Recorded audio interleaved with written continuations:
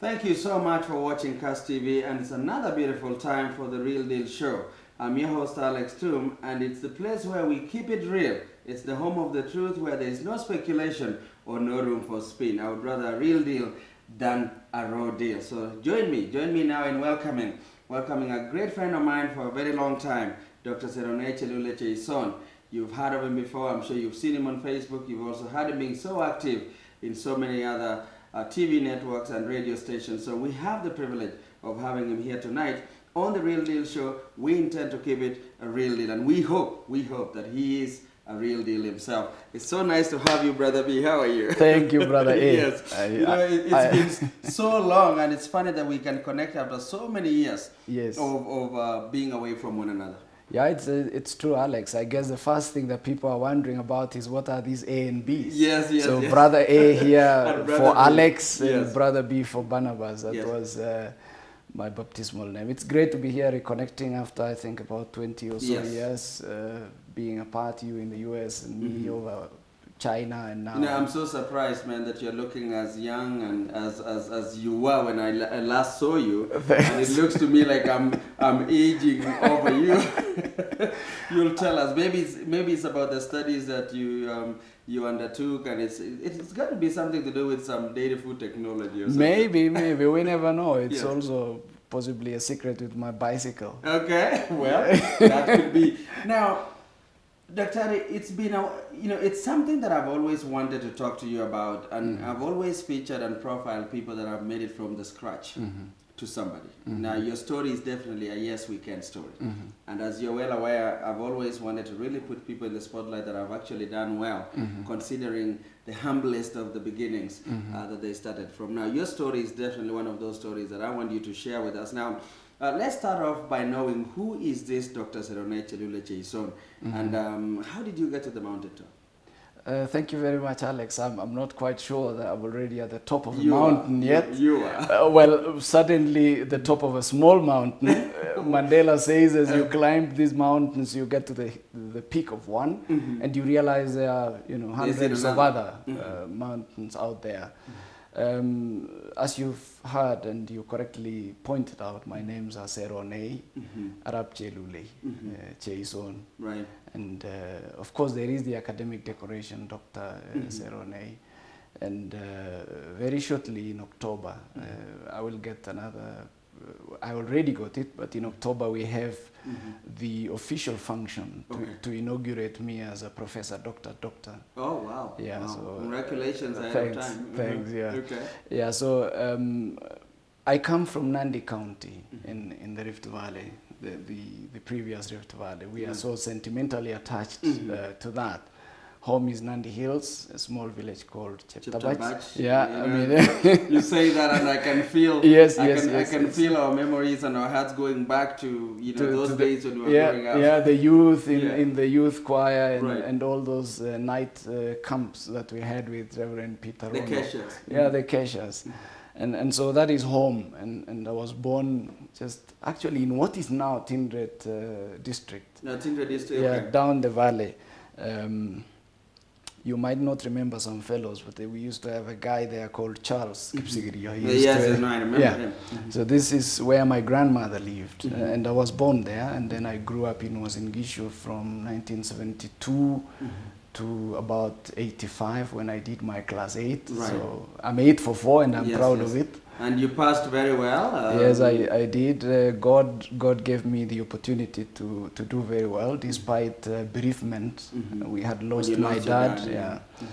We lost our dad, and we had the funeral only 2 weeks to my class 8 exams. For your KCP, yes. Yeah, and then I went to Kapsabet Boys High School after I didn't come to Lenana, which is another story. Yeah, that's another story. We should avoid that trajectory, And at Kapsabet Boys, a very tremendous institution that really molded my character, changed a lot of my worldview. And I met all these great teachers and mentors, perhaps the most remarkable being John Peter Mackenzie. Yes, your principal then. Yes, my principal then, who eventually ended up at Lenana High School. Yeah, and the same school that you were supposed to have. Yes, it was amazing really. In 2001, when I was leaving for China for my master's, if I get the allowance to jump to that Right. level. Well, you did go to Egerton University. Yes, and you pursued what, dairy food technology? Yes, I did dairy technology, so I have that strong background in milk processing, so to speak.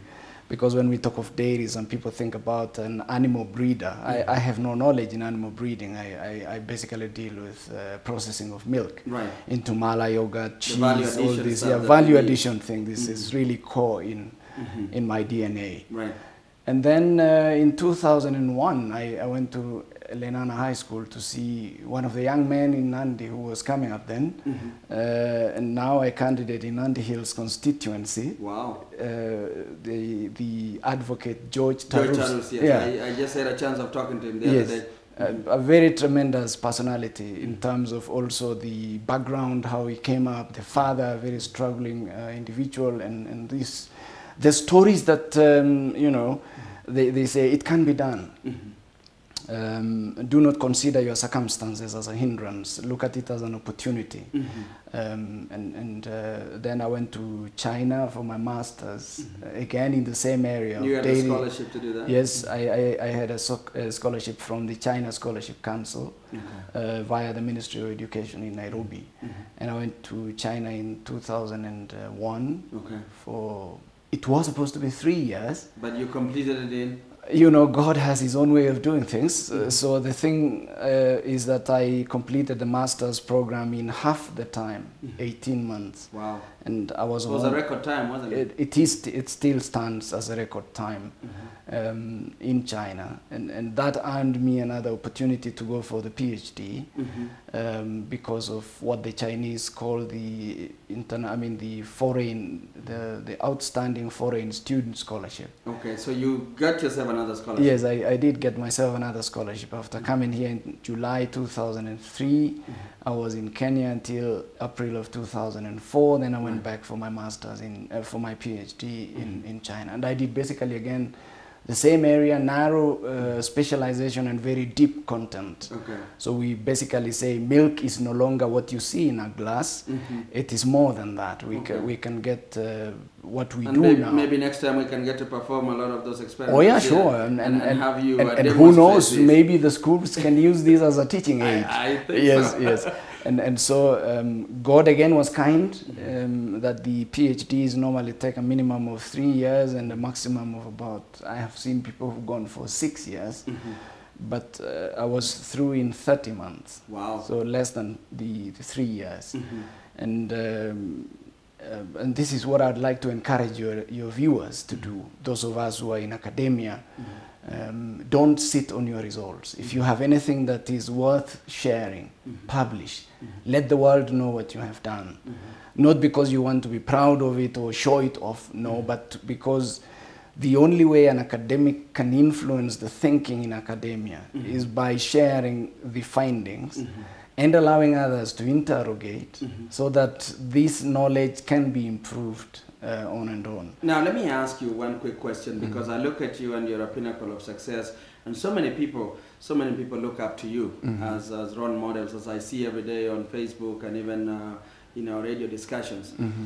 What is the one thing that made you strong and actually courageous to face the challenge? You are very close to your father, that's number one. He died at a very, very bad time, which was 2 weeks before your KCP, but you went on and did so well anyway, and then you've done so well, and I'm sure he's proud of you.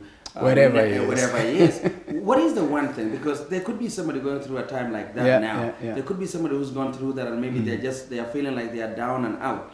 What is the one thing that made you continue fighting, even when hopes or even when there was no hope or light at the end of the tunnel? I don't know, Alex. I possibly would be a little bit exaggerating if I said I knew it. No. In most cases, it just happened because possibly there is an inner force which is pushing, and a little bit of it is because of some quiet promises I made to my dad while he was alive, and also that the steel heart, you know, the metal in you, and sort of a clear thing that you know, I am not an athlete, so I cannot run and make money. I am not in showbiz, so I cannot, for example, play a movie and make money. And so you clearly define the answer to the question, who am I, you know? And by answering this question, I got to know that I only had one avenue in making it in life. And that avenue was to employ and deploy my brain through and employ through and deploy your brain. Yes. I like that. Yeah. Now, one of the people that you looked up to, and I think your dad was so proud of, and these are stories you used to tell me that you know your dad used to remind you of Jean-Marie Seronei and how successful he was, and historically definitely he's still a very respectable and a legendary person in the history of Rift Valley and Kenya as a whole. Now, you wanted to beat him. You wanted to beat his record. How proud are you now that you've done that? Not quite. My dad, before he died, Joseph Kipkemoi Tum, he was this kind of a guy who was, he used to drink in the village, like any father out there would do. And once he was in high spirits, he would ask the others whose children are not doing very well to keep quiet. Because he wanted to speak. Yes, because he wanted to speak, And some people found it ridiculous that he would do that. Others found it an entertainment. But I think what my father did, and this is the second thing, apart from that silent voice was he shared with me what every parent should share with their children. Which was? Which was that he created a practical example of his perception of success. And that perception of success to him was the late MP for Tinderet, then Jean-Marie Seronei. My father sat me down and said, Barnaba, this is my baptismal name. He said, Barnaba, you are named after a brother of my father who was called Seronei. Right. And this Seronei did not marry, but I want you to marry. So this is going to be the difference between you and that guy who was there before you. You have to cut the link of this guy who didn't marry. So I want you to marry, and I want you to have many kids. Number two, there is a guy called Jean-Marie Seronei. He has 3 degrees. And he went to India, and he went to London, and he came back with 3 degrees. I want you to get 6 degrees. Just so that you break so that you may double him up. And then he went into his abracadabra. He used to say things like, Kamatelong, London, Port, China, Port. And actually he predicted sort of where I eventually ended up, because by mentioning London, for example, or even China, he was pointing me there. So yes, my father created the image of a practical competitor. So are you saying that we need to put a success, the word success should have a figure. We should flesh success so that people can look up it and say, hey, I can touch it, I can feel it. Now you got the message, Alex. Success as a word, whether it is an adjective or a description of whatever kind, is such an abstract thing. What people need to do is to feel success in human flesh. They need to see success in human figure. Right. And this success should come to those of us who might be thinking we are successful in a way that should humble us. Because out there is a train of people who are waiting to see, is it possible that your mother can make busa? She has 3 kids in high school. Right. And you are leading in your school, you have no hope of school fees, and yet you can still in stand. fact, you always dreaded coming home, right? Yeah, because you knew there was no money. There was nothing to take, And this is why I respected, for example, John Peter Mackenzie, because he sent me home so many times until he gave up. He said, look, this young man, I sent him home, he walks back to school.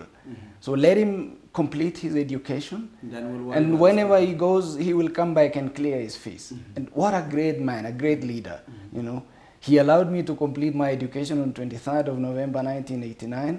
Don't be surprised that I remember the date. Yeah, it may also tell us how old you are in the process. I'm young. Alex. Yeah, I know. Yeah, and then I went back to clear my school fees arrears. When? On the 5th of February, 2001. Do you know what is funny about that February 5th? Yes. It's my birthday. Oh! Now that brings us closer together. That's why we connect. Yeah. Now so that was like what, 11? 11 and some months, you yes. know. 11 years and some months after completing completing my high school. And when I went, what I found out was from the school fees of 11,800, about 85 school balance, he had actually been giving me annual bursaries to knock it off. So I ended up paying 2,335 as a fees balance at that time. Do you still get in touch with him? I wish I could. He's around somewhere in Kathiani, and I'm going to ask John Peter Mackenzie. We could Google him up, and we will ask him to watch Kass TV. And if anybody is around him right now, just have him watch Kass TV and watch his former student, and I'm sure he'll be proud. And just in case you just tuned in, you're watching Kass TV, the Real Deal Show. I'm your host, Alex Tum, and yes, we have a wonderful, wonderful success figure as our guest tonight in Dr. Seronei Chelulei Cheison. This is a guy I knew full well. And let me tell you something. Yes, you can. If you believe that you can do it, you can do it. And if you can take Nike's advice also and just do it. So Dr. Seronei Chelulei Cheison chose to do it. And we thank God for his surviving mom who worked so hard, up to and including brewing busa just to get her children through school. And she's now a proud mother of a Dr. Seronei Chelulei Cheison. So we are going on with our remaining moments with Dr. Seronei Chelulei Cheison. He's telling us how he's made it up to where he is with a lot of humility. But now let's go back to your county. Alex, I think it is fair to mention that yes, in keeping the word of my father, I ended up marrying. And it would be unfair not to mention. Yes, it would be unfair if we don't acknowledge the fact that you got married, which was one advice you took from your father. Yes, I took from my father. And I'm married to the most beautiful woman I have ever met. A very humble lady, the mother of my children, our children. How many kids do you have? We have 3 children. Felix Kipkemoi was born in 1997. Felicia Jero in 2000. And we have a little guy. We like calling him my father. Because he looks like him and talks like him. He's a replica of your dad, huh? Oh yeah, sure. I mean, in spirit and everything. Yes. But I hope he doesn't do the booze like my dad. Well, it's a different world now, so if he does it, he will be doing it luxuriously. Yes. So, at a later time. So Edna is her name. Very tremendous woman. And I'm also impressed that she's following in your footsteps. She's soon starting her PhD, right? Yes, actually, the most amazing thing is all these 3 kids, she has had them as a student. Wow. She had Felix. 2 weeks later, she was a first-year student at Moore University. And then she had Felicia the Sunday after completing her exams on Thursday, before her graduation. Right. And she had Kipchumba, the guy who was born abroad, just around the same time that she was doing her master's. And yes, she's following the footsteps, and she's soon to start her PhD. Wow. Well, pass our regards to her and the rest of your family. Now, we are hard pressed for a break, but before the break, you did politics. You were a politician even in high school. You were also a politician right after high school, and I think you are political in nature ever since you grew, you were young up to now. In 1992, I remember you were so vocal about what was going on. 97, the same thing.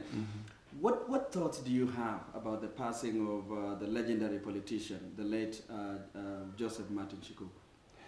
I share the pain of the family of Joseph Martin Chikuku, a very controversial, if least understood person, one of the most straightforward politicians we've had, and a great partner of Jean Marie Seronei, who together with him ended up in trouble in the 70s because of the comment that Kanu was dead. That Kanu was dead, yes. And Seronei, of course, came up and said, as the deputy speaker, that Martin Chikuku had nothing to substantiate because it was obvious. Yes.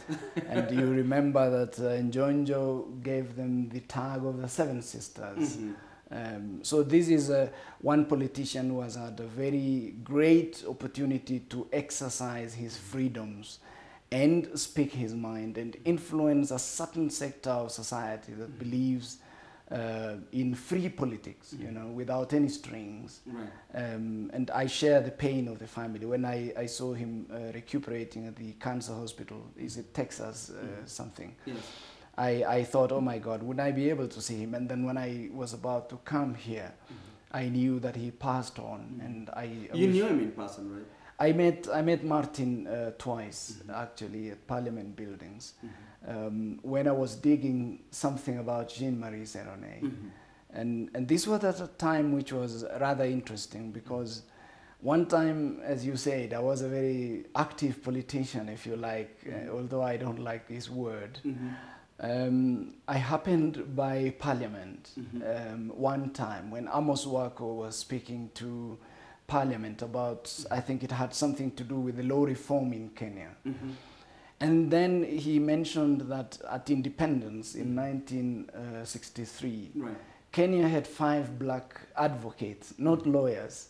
You know, a lawyer is somebody who has been trained in law, but an advocate is somebody who has been trained in law and gone for law practice. That is law practice training, like the Nairobi Kenya School of Law. So Kenya had 5, and those 5, they were Arkwing Skotek, Omolo Okero. And the other 2 were Udi Geshaga, who was at one time the deputy chairman of Londro PLC, before Mark Tor took over from him. And then the other one? And the other one, a very remarkable, tremendous personality, Jean-Marie Seronei. Wow, only 5 of them? Only 5 black advocates. So you were researching on? I was sitting there, just not even researching, and then I heard these 5 guys, tremendous persons, and something came up to my mind. What is happening with Nandi? And at that time, for example, in Tinderet, we had only 1 qualified advocate in law. That is Paul Lilan of Kipkenda Lilan and Company Advocates. Right. Very humble guy. I like Paul. And I asked myself, we had 5 at independence, and one of them came from the heart of Nandi land. Where did we lose the steam? You know, the rest have multiplied into thousands, hundreds. Now this is back in when? Like 1994, 90. Oh, so this is 94? Yeah, 94, 93. So then after that, I looked for Martin, I met him, and he said, there's only one place you can get all these archives. Go to Nation Center. So he directed you to He Nation directed Center. me to Nation Center. And I went there, I asked Nation, they said, okay, you can get a file on this guy. And then it was much easier. They had just moved on Kimathi Street. So I went to the 2nd floor, the library. I asked for a file on Jean-Marie Seronei. I got all these cuttings. And then immediately I bought 13 pictures from 1969, the Nandi Hills Declaration, all the way, including the incarceration at Manyani. I treasure them. I'm sure you got plenty, but let's take a quick break. Here on The Real Deal Show, we're talking to Dr. Seronei Chelulei Cheison. He's just fresh from Germany, and he's a native of Nandi County. So we're talking to him about his life and also about his recollection of how things were then and how things are. When we come back, we'll ask him about his thoughts on what he has in his mind about the 2nd anniversary since the promulgation of the new constitution. So we'll be right back. Keep it right here on Kass TV.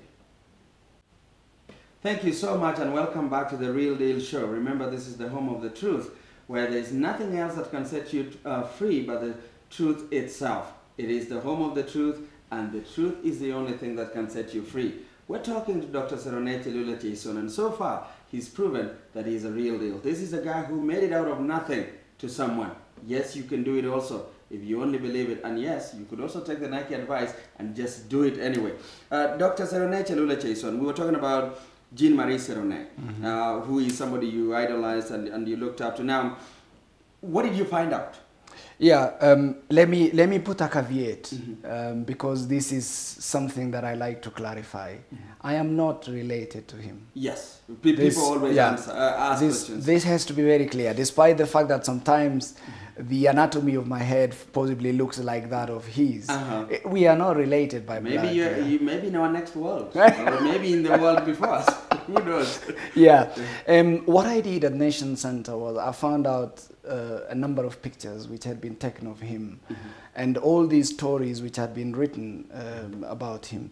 The only thing then that I didn't find was the Nandi Hills Declaration, which I wanted to have my hands on. But I got to discover that the guy had a stand. You know, he was this kind of a fellow who took a stand on an issue, and he meant it. And he justified it, and nothing could change him. Right. And in a world where everybody is changing today and tomorrow and the day after, this kind of a trait is so rare. So are you saying that's what we should learn from Jean-Marie Seronei? I mean, consistency. Okay. This is a tremendous thing. Wonderful. When you did politics in 97, in 92, that was just at the beginning of multipartism. We have the new constitution now. We just celebrated 2 years of of our new constitution. Now, tell us what, give us a recount of the days before and the days after the new constitution. Thank you, Alex. Let's say we may not have arrived at that point where we all wanted to go. I saw, for example, today in your show in the morning, you had a talk about the violence in Mombasa. Right. And yesterday you did mention that when Miguna went to Mombasa, he was hustled, and now they started Run Baby Run. Right. And I mean, I remember the joke you were making on the show. Right. The point is, Kenya has gone through a tremendous transition from a single party era of intolerance, complete intolerance, to a multi-party era of clever politics. And when I say clever here, I mean that things are not done correctly, but they are done in a way that you wouldn't notice that they are not being done correctly. And at the moment, we are in a situation where we have the new law, the new constitution, for example, which I proudly supported. And I even deployed funds to campaign for it. And I respect our people in the Rift Valley. Most of them voted no, which is their democratic right. As it was also a democratic right for me to vote yes. And I voted yes for no other reason. I didn't vote, actually. Let's say I vouched for it. I supported it because of no other reason except Article 65. Which says? Which builds on that activism that I had had in 90s all the way. And Article 65 says something about the ownership of, for example, the tea estates in Nandi and say the larger Kericho. And it talks about tenure, that on the promulgation of this constitution, the tenure of that land, which is owned by a foreigner, not a Kenyan, a foreigner, would be reduced from 900. Can I add an adjective? From the obnoxious 999 years, which is actually 1,000 years, you know. Those are like 10 generations in a country where people hardly make it 100 years per person, to 99. So at least that's one thing you celebrate about. Yes, I did. I mean, when I saw this, I said, oh my God, a chance has offered itself. Even if I do not get to that point where I see the owners of these tea estates in Nandi, for example, coming back to say, all right, I'm not leaving because I have invested, which is very good. We need investors. But could you guys renew the lease for these farms? Okay. I might not be alive at that time, but my son or my son's son would be there, and he would say, let us talk about the terms. So that would be a legacy that you would want to see. Now, you remember the Prime Minister was one of these agitators, one of the people who agitated for freedom of expression and speech. Now that a book is written about him, and we see his following, people who really feel and love the guy, are going after Miguna, or at least that's what is believed to be happening. Do you think it's high time for him to say, hey, look, you need to stop harassing Miguna? It's not, hey, stop.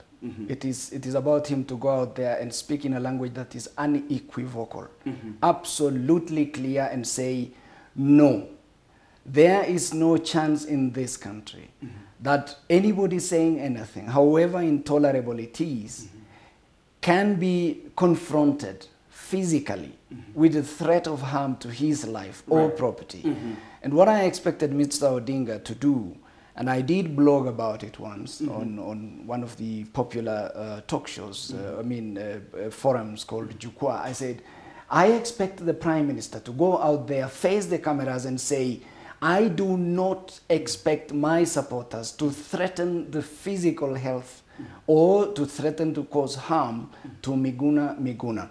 Whether Raila Odinga has decided to go to court to seek redress or he has decided to let it die naturally, the most important thing that a statesman could do is to stand and say, let Miguna say whatever he wants to say. And that is his, constitutional right. It is his, let's take it practically. If Raila Odinga's supporters, for example, are causing threats or posing threats to Miguna, and Raila Odinga doesn't say anything, what happens tomorrow if, for example, Raila Odinga's supporters are chased around the corners of the country where maybe Raila Odinga is not popular? There is always a multiplier effect. Yeah, so look at the other side of the coin. Yeah, look at the other side of the coin, yes. Now, I wonder if that's what you feel. I wonder if that's what you think, that the Prime Minister who runs on, who is actually a presidential candidate with the credentials of being a reformer, should actually be coming out. Do you think it's a high time that he comes out and speaks unequivocally, just like Dr. Seronei Chelulei Cheison has put it, about what's going on around Miguna? And we thank people in Nyeri for welcoming Miguna in a very nice way. That is the Kenya we'd love to see. Now, let's go to devolution.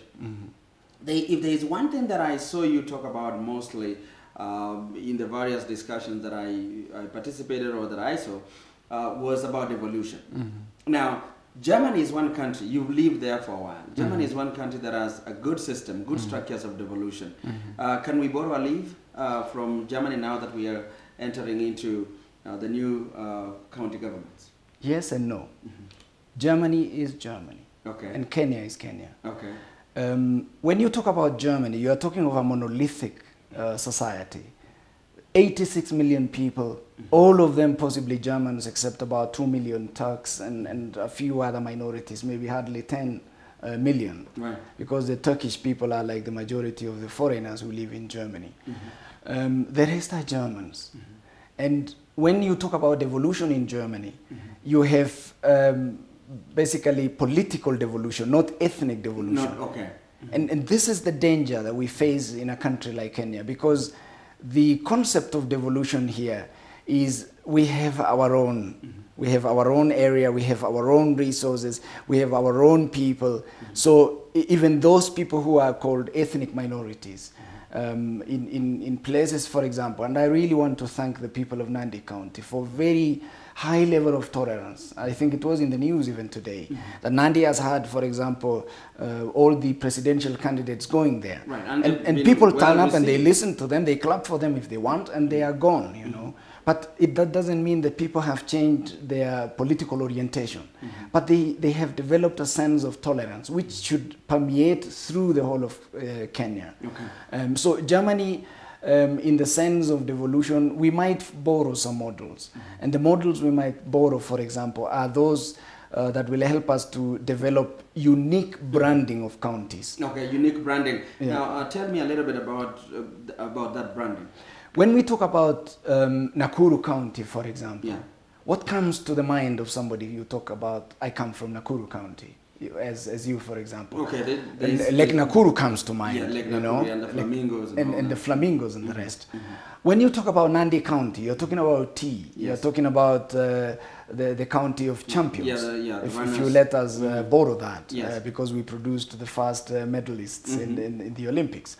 And when you talk about each of these counties, what kind of item comes to your mind that you can tag on them? Okay. You know, this is what I mean by branding. Now, if that can be developed, emphasized, developed further, and sold out there. Because now, if you talk of an area like Bayern, where I come from, Bavaria, if you mention Bavaria outside Germany, you are mentioning two main things. You are mentioning Bayern Munich, the football club, and you are mentioning the BMW. So that's sort of their branding. This is the thing that every Bavarian is so sentimentally attached, you know, that if they went out there and they saw a BMW in Kenya, they said, this is ours. They would connect to that. They will people connect with that. And the logo, the BMW logo with the blue and white stripes is such a source of inspiration to them. And I guess one of the other things that we will be doing as counties now is to develop our own flags. Right. And these flags also carry some aspect of identity and branding. So that tomorrow when I see, and I don't know, it possibly would be that in Nandi County we would have a flag which has the Kenyan colors and some aspect of Nandi as a community or the geography itself. Possibly the milk gourd, you know, sauteed, a shield or something like that. Or the Koitale El Samoe Mausoleum in Nandi Hills, because this is a symbol. Right. What would you carry in Nakuru? You might have a flag which has the Kenyan colors, flamingos, and all this. Now, what we need to do is to get down to that level where we say, how do we leverage? This is the critical word. How do we leverage our counties? One, so that Nandi County, Kericho County, Nakuru County, and all these others compete, one, between themselves. It will be Nandi versus the 46. So inter-county competition. Yeah, inter-county competition. Yes. And the other one is the competition of the county versus the republic. Okay. Because our counties will also be competing against Kenya. Kenya will want to get certain things that the counties want. And if Kenya makes the decision, then it might not be possible that we will get as a county what Kenya gets. Because when it comes to Kenya, it's like the father getting the cake himself, so he can decide where to take it. And so what we need to do is to build our counties, one on branding, very unique brands. What are we going to say about Nakuru? We might say it's a tourist county. What shall we say about Nandi? We might say it's an agricultural county. What are we going to say about Uasin Gishu? It might be an industrial county. So this kind of unique branding is what will make us sustainable. Okay. And this is what I said, we can borrow some things from Germany, there are others we cannot borrow. And the things we cannot borrow, for example, the city of Berlin, which is basically a government county, is a broke city. It has no money. So we don't want that. We do not want that. Because the essence of devolution is to actually enrich ourselves in machinery. And by the way, just in case you tuned in, let me just remind you that our guest tonight is Dr. Seronei Chelulei Cheison on The Real Deal Show, the home of the truth, where there is no spin or speculation. So far, he's been a real deal. And like I told you earlier, I would rather a real deal and not a raw deal. Now, Nandi County, for example, if we go back to Nandi County, I don't know if you looked at the formula that the CRA chairman, CRA, the Commission on Revenue Allocation chairman, has used, or the CRA as a commission has used to allocate the resources. Are you happy with that formula? I mean, they took things like poverty index into consideration and stuff like that. Do you think that's the way to go as far as distribution of resources is concerned? Alex, allow me to quote again. And sorry for this. No, it's okay. Jean-Marie Seronei, he said in Parliament, right, I hate statistics. Okay. 3 words, very tremendous. Let's take an example of Alex. If we say, how much money do you have now, Alex? You have 1 million shillings on your pockets. Actually, you don't now, but let's say theoretically, you're carrying 1 million shillings in your pocket. And I am here, I'm not carrying any 1 million shillings, I'm carrying 10 shillings in our pocket. And then we say, how much money is in this building? There is 1,010,000 shillings. So how much does each of us have? You know, statistics. It will say each one of us is carrying 500,005 shillings. Right. Actually, I don't have it, you know. But statistics has allocated that money to me. And this is the problem when we come to basing decisions on abstract figures and disregarding, for example, that this country has had one of the most inspiring and motivating inspirations for devolution. Why did we want to devolve? We should be asking ourselves this question. We wanted to devolve because the central government had a slanted way of allocating resources. And somebody developed a policy at independence that said, if Nakuru County is a productive county, deploy more resources to Nakuru County so that it produces more, sustains the central government, and gives us more resources to give to, for example, Turkana County. And hence why we have other counties that are very overdeveloped and others which are underdeveloped, you know. So devolution was to come up and say, look, we need to redress the issue of resource allocation and distribution. And basically to do this, we needed to snatch the power of distributing resources from a president to the people. And if we do that to the people, we needed a structure. So devolution brought in, for example, the positions of the senator. And the positions of the senator create a chance for the Senate to meet once in a year and say, we have revenue collections of 800 billion Kenya shillings this year, which might be above or below the target that we wanted. This is the money we need to, knock off 15% at least. And I am looking for an MP. I wish we could elect those MPs, those of you who are looking at me today. Elect an MP who will go to parliament and start legislation immediately so that we devolve 50% of the resources from Nairobi to the periphery. 15 is too little. Now, instead of statistics, what would you rather see? I mean, there are more realistic indices that could be used. For example, were the people asked to give, their own views, for example, on what they expect from, say, roads? In a place like Nandi County, we have only 234 kilometers of what you could call passable roads. The rest are impassable. We don't have. Now, there is a rumor out there that you're vying for governor in Nandi County. Confirm to us tonight if you are or not. Alex, right here facing the cameras. Yes. Dear citizen, fellow Kenyans, the people of Nandi County, I, Seronei Chelulei Cheison of Cheptabaj village, Nandi County, will be running for the post of governor in Nandi County in 2013. Wow, there you have it. There you have it. Special announcement, right? Now, what makes you suitable for that post? Be careful, Alex. If you allow a man to praise himself, he can overdo it. But let's say, in all humility, there are things I have learned in my life abroad, and possibly also as a son of a squatter. One of the critical things I have learned is agriculture need not be a torture. And by being a torture, for example, I mean that when farmers work on their farms and they sell their produce from the farm gate, to whether it is maize, green maize at Kaptumo being sold to trucks which are transporting them and selling them for roasting here in Nairobi or wherever, this farmer is losing something. He's getting a quick fix to get money, but he's losing the value of patience, And what would the value of patience do, for example? It means that maize would mature, he would get grain out of it, and that grain might be sold at a better price than the green maize which is sold out there because of desperation. And a classical example I like using is the dairy sector, because I studied milk technology. I studied dairy technology, and I like giving an example of what happened before the cooling system. The milk coolers were established around. And now in Nandi County we have milk coolers all over. We have in Kabijet, which is the pioneer, we have one in Tankina. Tankina has several of them. And when we have Kejego in Mosoriot, where I will be speaking on Thursday. This coming Thursday, the day after tomorrow. And so many others. There was a time, because when we went to school at Egerton University, we were being trained as future managers for KCC. And then KCC collapsed before we could graduate. And that collapse of KCC meant most of us were jobless. We couldn't get jobs in the relevant milk processing concerns.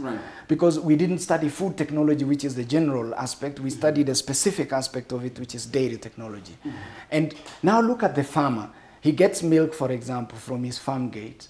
Before the cooling system was there, he would sell that milk at 18 shillings to, for example, a processor. I wouldn't want to name which one it is, for example, for purposes of fairness to competition. This farmer sells his milk at 18 shillings. The processor takes the milk, converts it to whatever product, mala, yogurt, fresh milk, cheese, ghee, and all those others. And then he comes back to sell the mala to this farmer, when the farmer goes to get his money at, say, Kapsabet, he goes to a hotel there, or he goes to Lesos, to a hotel, or Mosoriot, or even Litein, or Sotik, or wherever, you know, he would go to a hotel to eat. And because by nature, our people like to drink milk after a meal or during the meal, he would ask for yogurt. Or mala, and mala comes at 50 shillings per half liter. So that's almost 3 times. I mean, if you look, this is half a liter, Alex. That means 1 liter is 100 Kenya shillings. And when you look at that, from 18 to 100, the farmer has lost in between somebody here. Is getting robbed. So you're saying value addition. Value addition is what happened. So now the cooling system came around, and the farmer could sell the milk to the cooler at, say, 24 shillings. The cooler sells to the processor at 30 to make a little bit of the overheads for electricity and the running costs and stuff like this. Still, that processor takes this milk from the cooler, and just imagine in your mind, we have coolers all over the Rift Valley, for example, but none of that milk is processed there. It's processed here in Nairobi. So what are you saying? We are saying, when you cool milk in Nandi and transport them by raw tanks to Nairobi to process, you are creating jobs in Nairobi. And not jobs. Direct jobs in processing, in packaging, in distribution, and you are talking about anything from cleaning the cans to packaging. So what we are to see in Dr. Seronei Chelulei Cheison leadership as a governor would be, let's cool it there, process it there, create jobs there, right? If I had the money tomorrow, the 3.1 billion Kenya shillings, I would go to my speaker at Kapsabet, the member of the county assembly, for example, and say, we need a Nandi County dairy processor. Let's call it Kaburwa Dairies Limited, or whatever we might call it. And we have about, I think, about 30,000 liters of milk per day, maybe 30, sometimes up to 50. Right. Let's have a processor that makes 50,000 liters of milk. I already consulted an Israeli company. I posted it on my Facebook profile. The quotation they gave, they would require about 2 to 3 million US dollars, which is about 300. Let's exaggerate it, 300 million shillings. We could have a fully owned milk processing plant in Nandi County, processing the milk from Nandi County, creating the jobs directly in Nandi County, and if you allow me to say this, we could go into a tactical way of marketing. Before I left Germany, I had a student trip to Switzerland, and we were visiting a milk processor in Switzerland owned by the Swiss. What they did was they did strategic partnership. Right. They created a company, set it up, and then they said, okay, Germany has a lot of money. Germans are very wealthy. They spend a lot of money. But because of patriotism, and I don't know what happened, by the way, there was a time that we had a brand out there that said, buy Kenya, build Kenya.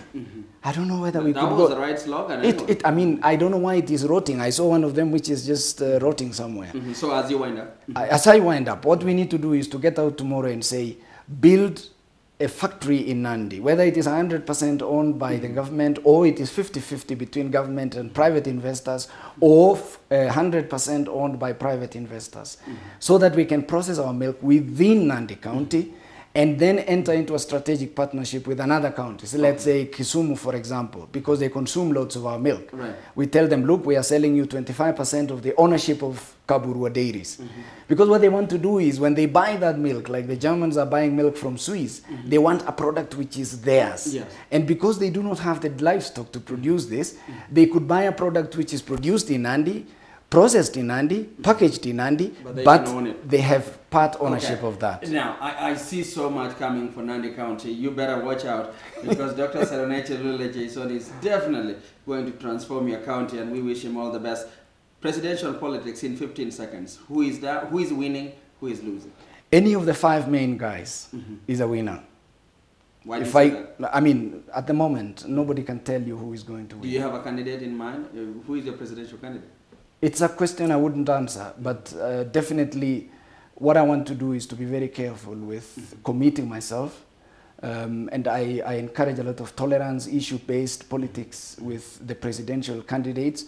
Because what I want to do is to say, if Uhuru Kenyatta, for example, becomes president tomorrow, will I, as a Kalenjin, feel safe under his presidency? Or would I feel threatened and victimized? If William Ruto becomes president, for example, would Aluo feel safe or would he feel victimized and threatened? If Raila became president tomorrow, would a Kalenjin feel safe or victimized? If Musalia Mudavadi becomes president tomorrow, would a Mukamba feel safe? If Kalonzo Musyoka becomes president tomorrow, would a Pokot feel safe? Very good questions. Now, because of time, when you come back next time, we will definitely grill you a lot more because you have so much content. Remember, this was just introductory. Thank you. And so far, you've proven to be a real deal. You've definitely proven to be a real deal, and I hope you enjoyed your time. So it's so nice to have you, and thank you so much, Brother B. Thank you, Alex, and good luck in Kuresoi. Thank you. Say hi to William and Esther. Thank you, I will. Thank you so much. That's our show for tonight.